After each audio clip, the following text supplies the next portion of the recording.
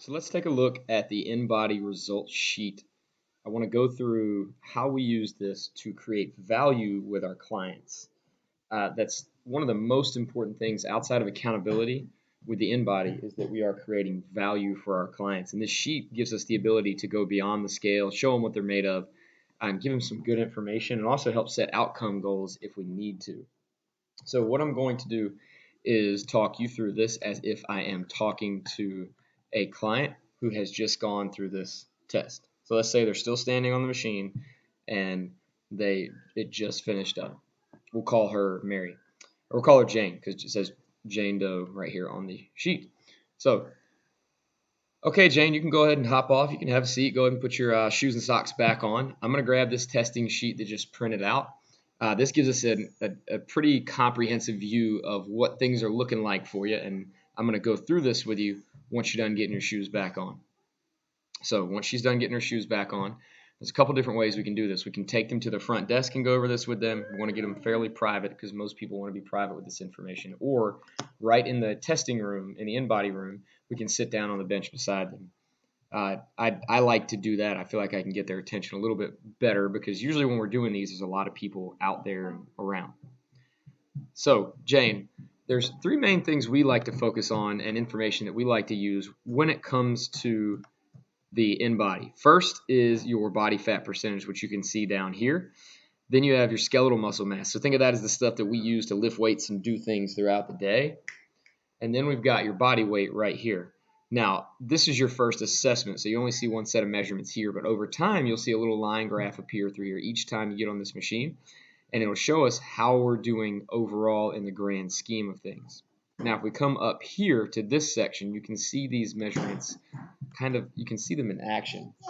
So if you look at, let's start right up here. We've got your body weight again. We've got your skeletal muscle mass again. Now up here, we've also got your body fat mass in pounds. And that was muscle mass in pounds there. And then down here is your body fat percentage again. In this section, we've got numbers related to being below the norms in each thing for a female your age. In this section, the darker gray is considered the norms for a woman your age, and this section is considered above the norms. Now, some of these we want within the norms, some of these we want to be out, all that good stuff. So let's take a look at each one. If we're looking at your weight, you can see where that falls right here. You're actually looking, you got a very healthy weight in terms of for a woman your age. Now, the weight, because it can fluctuate so much based on how much you've had to eat today, the last time you went to the bathroom, if you're retaining some water. We don't look at the weight too much. We focus more on these next few numbers. The muscle mass, which we're seeing, is 42.6 pounds. So that's a little bit less than the norms. So that's something we're going to want to talk about.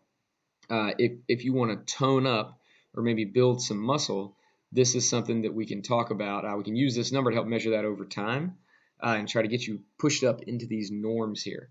Now, for most women, we just need to get them eating protein at every meal and lifting weights regularly, and that does a lot for them. And we don't have to get much more detailed than that. But we can focus on that a little bit more later. Let's keep moving through these numbers right now. So for body fat mass in pounds, you can see where we're at right here, just a little bit above the norms.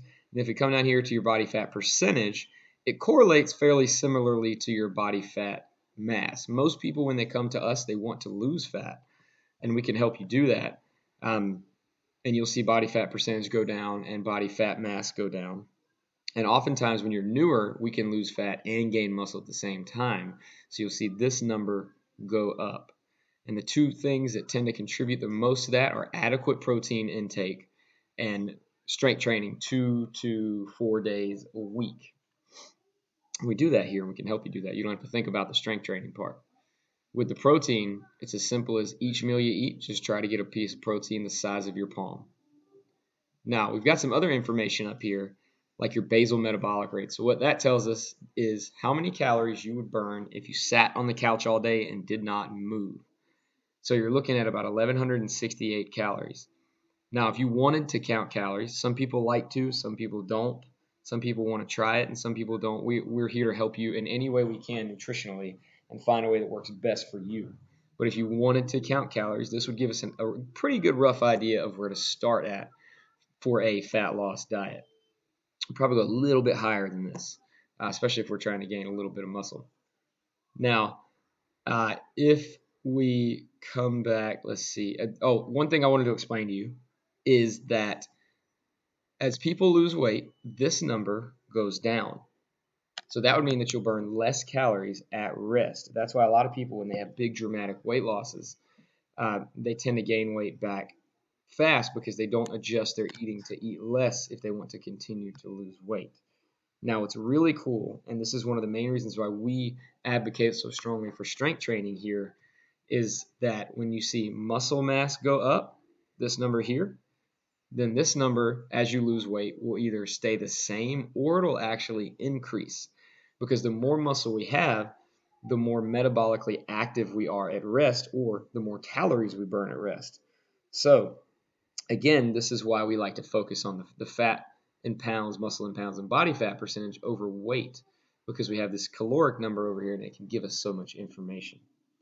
So you can keep this sheet of paper. You're also going to get a text from Inbody that says your results are ready. If you download the Inbody app, you'll have access to all of this information and more. And each time you get on this machine, it'll be in that app for you. So you'll get to compare numbers from time to time to time. And also, more importantly, take a look at the big picture and see how you've done over a longer period of time.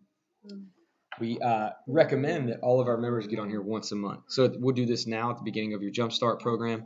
Then we'll do it again at the end. And then if you decide to become a member after that, we allow you to get on here once a month after that.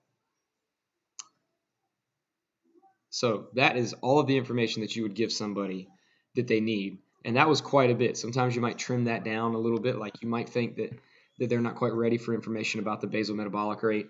And just focus on muscle mass, body fat mass, and body fat percentage, and let them know where they stand. If you feel like if they're really obese or overweight, and you feel like they might be uncomfortable by us, saying, okay, your body fat mass is a little bit is above the norms.